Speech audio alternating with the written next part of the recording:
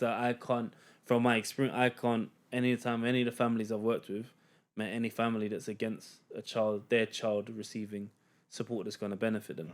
I've met many families that are skeptical about schools because they've had negative experience with schools, or skeptical about professionals because they've had negative experience about professionals. So for me, the first bit is about building that. Often people want like quick fixes, but over time, developing and building that relationship with parents, and not just to explain, talking to them in a positive way around, all right, this is what we're noticing is happening in class.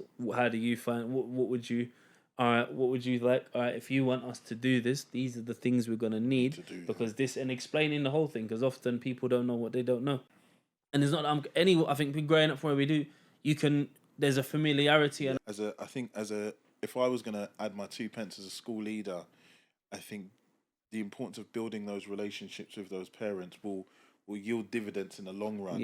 And you've got to make that as almost as part of your school action plan, where it's embedded, where not only are you, I know student voice is really important, but beyond student voice, the voice of the parents and connecting with those stakeholders and making sure you're building those relationships and kind of feeding back off of those. It might be another parent who turns around and, like, because parents talk and it's like, oh, right, that school where they're like, actually, you know what?